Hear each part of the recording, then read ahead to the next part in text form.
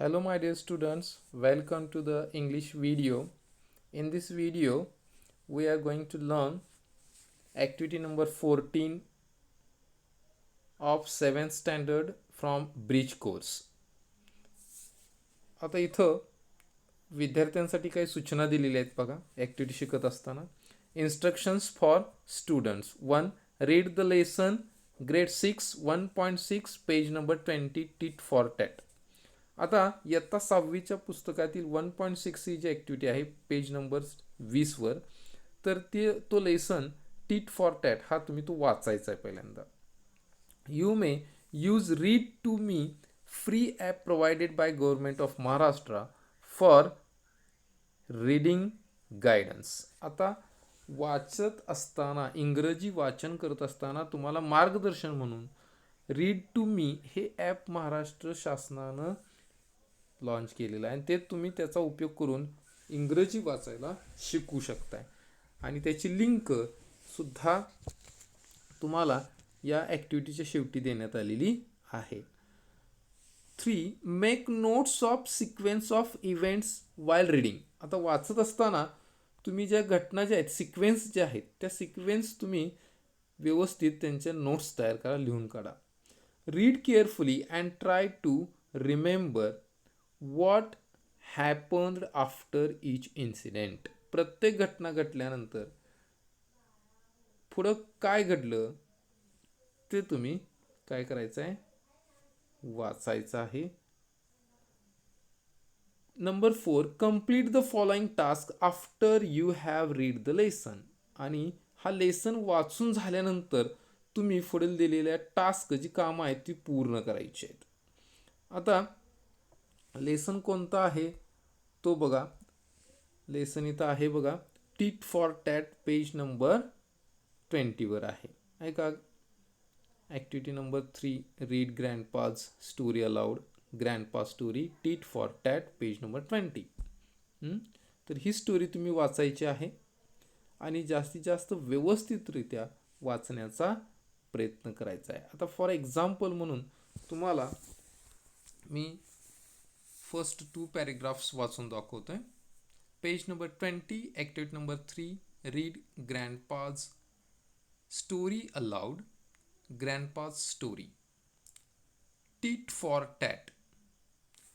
Once upon a time, a camel and a jackal lived by a river near the water's edge. And on the other side of the river, there was a village with fields and farms. The jackal was very clever. He tried to play a trick on his friend, the camel, who was happily munching away his food. The jackal began to tempt him to go for a sugarcane treat in a farmer's field. At first, the camel hesitated, but in the end, he agreed to go with the jackal to raid the sugarcane field. The jackal sat on the camel's back, and the two friends crossed the river. They ate their fill in the sugarcane field. Suddenly, the jackal began to howl. "Shh," said the camel. "You will wake the farmer." But the jackal went on howling. Sure enough, the farmer and his helpers came running to the field. The naughty jackal slipped away, but the poor camel could not do so. The farmer beat him up and drove him away. The jackal was waiting for the camel at the riverside. He said, "Sorry, brother, but I am in the habit of singing after a good dinner. I hope you didn't mind it much." The camel didn't say anything. He let the jackal sit on his back and enter the river. near the middle of the river. The water was very deep. There the camel began to take a dip in the river. The jackal was frightened. What are you doing, you silly fellow? Are you trying to drown me? No, brother, said the camel. It's just that I am in the habit of taking a dip in the river after a good meal. I hope you don't mind. The naughty jackal learned his lesson. He never troubled the camel again. आता इथं तुम्ही tit for tat he story ऐकली. आता ही story ऐकल्यानंतर आता तुम्हाला दिलेले जे टास्क आहेत ते कंप्लीट करायचे आहेत. काय बघा म्हणलेले आहेत, learning activity 1. Let's do the following task. A. Read the story on page number 1.6, page number 20, tit for tat. पान क्रमांक 20 वरील 1.6 ही जी स्टोरी आहे टीट फॉर टॅट ती तुम्ही वाचा. Look at the following pictures and circle the pictures from the words that are there in the story. आता या स्टोरीमध्ये कोणकोणते कॅरेक्टर्स आलेले आहेत त्या कॅरेक्टर्सना तुम्ही सर्कल करायचं आहे. आता आपण बघितलं टीट फॉर टॅट हे गेल्या वर्षी तुम्ही शिकलेला आहात की उंट आणि हा कोल्हा हे दोघे जण काय होते, मित्र होते. आणि त्या नदीच्या दुसऱ्या किनाऱ्यावर, नदीच्या पलीकडे जिथं गाव होतं किंवा जिथं शेती होती, फील्ड होते, त्या ठिकाणी ते दोघे जण गेले आणि तिथं त्यांनी ऊसाची मेजवानी खाल्ली. म्हणजे ऊसाच्या शेतात जाऊन ऊस खाल्ला. आणि कोल्ह्याला हुक्की आली कोल्हे कुही करण्याची आणि त्यानं जोरात तो ओरडू लागला. उंटानं त्याला थांबवण्याचा प्रयत्न केला की तू ओरडू नकोस, कारण तू ओरडलास तर शेतकरी येईल आणि आपल्याला मारेल. आणि झालं तसंच, तो थांबला नाही.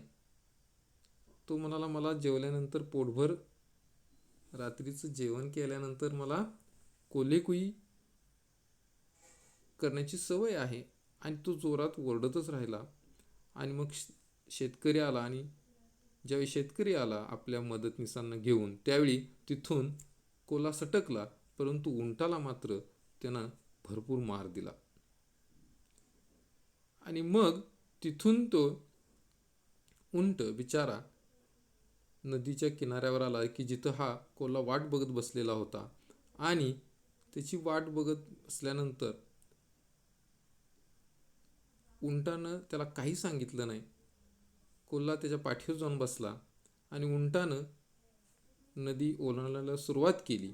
आणि तो ओलांडता ओलांडता तो नदीच्या मध्यभागी जिथं खोल पाणी होतं त्या ठिकाणी गेला. आणि इतक्या खोल पाण्यामध्ये गेला की आता कोल्हा पाण्यात बुडतोय का अशी अवस्था झाली होती. त्यावेळी उंटानं कोल्ह्याला सांगितलं की वाईट मारून घेऊ नकोस, कारण मला जेवण केल्यानंतर खोल पाण्यामध्ये जायची सवय आहे. आणि अशा रीतीनं उंटानं कोल्ह्याला धडा शिकवला आणि ते कोल्ह्याच्या लक्षात आलं.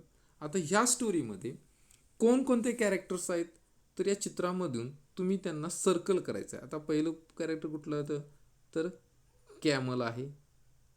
आता आपण कॅमलला सर्कल करायचं आहे. कॅमल आहे बघा.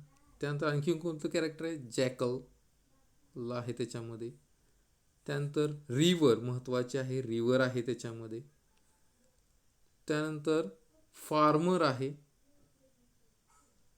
आणि याच्यामध्ये शुगर केन म्हणजे ऊस आहे याच्यामध्ये. म्हणजे अशा पद्धतीनं आपण हे कॅरेक्टर्स फाइंड आउट केलेले आहे त्यामध्ये. आता पुढची ॲक्टिव्हिटी आपण पाहूया काय आहे. Activity number B. Read the following sentences carefully. Arrange them in the order of the incidents.